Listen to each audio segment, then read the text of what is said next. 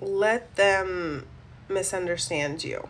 Let them hate you, okay? Let them misinterpret you, okay? The message came to me right now of let them. Now you can say let them in a way where it's like you don't fully feel behind that. You're kind of defensive, and you're just allowing yourself to kind of like deflect it off you, like let them, like whatever, I don't care. But there's something here where spirit just came through to me and was like, really feel into what it would feel like if you let people misunderstand you. How would that truly make you feel? Okay, let them misunderstand you, let them hate you, like whatever it is. And a lot of the times when we accept it, we're not going to be stone cold Steve Austin. A lot of us are going to break down. You're going to cry. You're going to have the release.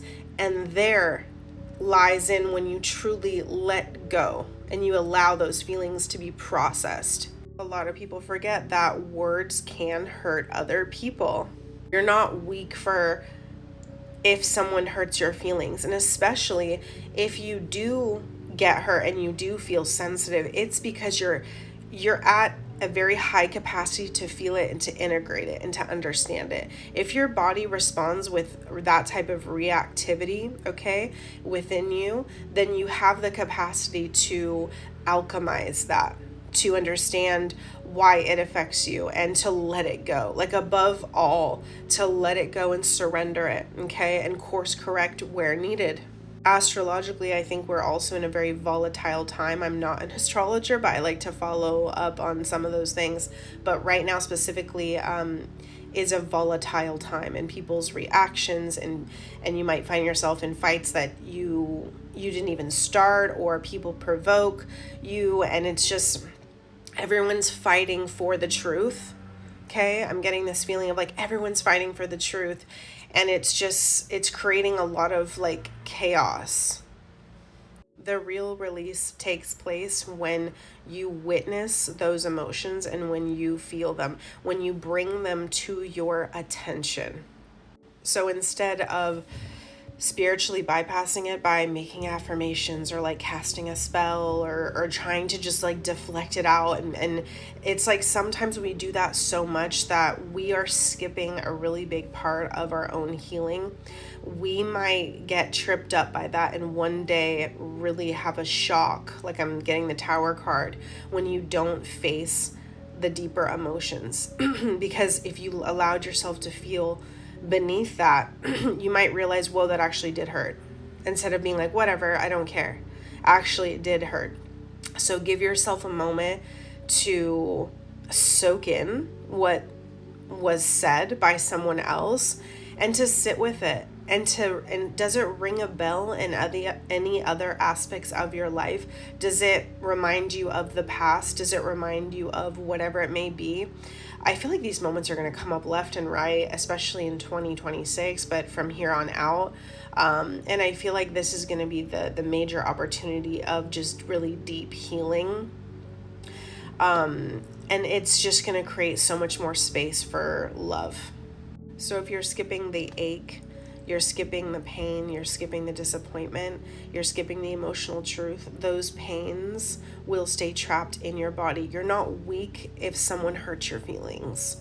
You know, you're not weak if someone said something or someone did something or something happened in the street and it really hurt you. It's really important to allow yourself time to feel that, okay? To allow yourself to process how that made you feel. And you might not even need to say anything to that person, but it's just like you need to give yourself the opportunity to heal that. When you let go of needing to be understood, the cost might just be feeling unseen or lonely. All right. So, what are you willing to lose? What's the cost of feeling the way that you do?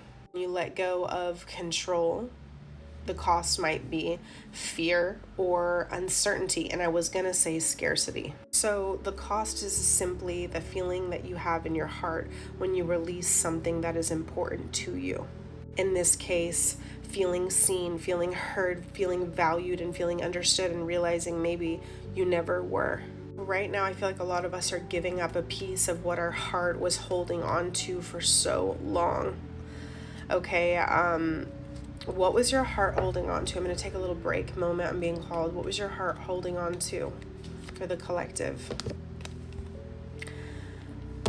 That they would see you, that this is about you holding on to hope. This is about you seeing them in your future, seeing them as special, and hoping that they would reciprocate that mirror back to you. That you're special, that you're worthy, that your authenticity is valued, that your vulnerability is seen, perceived, and received, and loved and nurtured. Okay? That your light was taken care of and maybe it wasn't. Okay? Your light being your energy. So your heart's gonna have to adjust to an absence. The absence feels like a void, like you're lost, like pieces of you are gone. But they're not pieces of you. It's the expectations that you held. It's what you wanted to see mirrored back to you. Okay, and what you wanted to see mirrored back to you is actually something that you needed to see inherently within yourself. It is something that needed to be resolved within so that you can shine truly how you are, okay, and love yourself wholeheartedly. You're not pretending that these things don't hurt. You're not numbing it. You're honoring your humanity. You're honoring your humanness. And that's what they wanted to take away, okay? That's what a lot of us were taught, is that your humanness, what makes you human, is unacceptable. You must be robotic. You must not have these deep feelings and emotions. Yeah. I'm not sure if I mentioned the Tower card in this reading, but that's what I was thinking. But after the Tower card comes the Star, and this is all about renewal, okay, and acceptance. So I feel like within this message too, it's like that's a big part of your healing right now. And there's many blessings coming in, energetic blessings for you, because you are looking at life from a lens of, wanting to really heal and just not spiritually bypass things. Let's go ahead and get some more tarot and look into this. What else do you want to say regarding this message? But I just feel like this could be very obvious for a lot of you guys, and you could be like, yeah, I already kind of know this stuff, but it's just like sometimes we don't always allow ourselves to feel something that hurt us, even because anyone else would be like, why do you let that bother you? Why do you let that get to you? Wasn't even that big of a deal. Or like that could be in the back of your mind. Like, it's just a comment. It's just it's just, I don't know, whatever you want to say. But it's like, no, these things hurt. Sometimes they do hurt. And we have to like look at them and process them and be vulnerable about it. The Fool. Give yourself a chance to allow yourself to really be like, whoa, that did really hurt me, What's the opportunity here with the Fool card is to just kind of go all in on like how the experience was. Yeah, I mean, like when you do this, you kind of become reborn, right? The Fool, you become reborn through this experience of allowing yourself to open up like a new gateway with your consciousness here. You're exploring the innocence of you. You're exploring the younger part of you. All right, you're going back in time is what I'm hearing.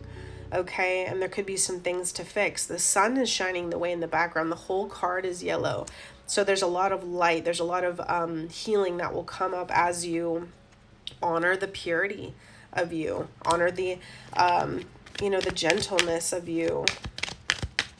Like, I almost feel like the dog at the Fool's feet is like barking to like get their attention. They could be like barking to get their attention, and they might just not, they're kind of doing their own thing. So let's see, what is another message here? I know we have like 30 seconds. What's another message here? The Tower card, exactly. A lot of exploration, new exploration regarding feelings and things like that. Deep, deep healing. The Eight of Cups. Let's get another one. The Nine of Pentacles. I almost want to say emotional sovereignty with that message. Emotional strength. Okay, building character from that, the Judgment card. Pluto resurrects the uncomfortable.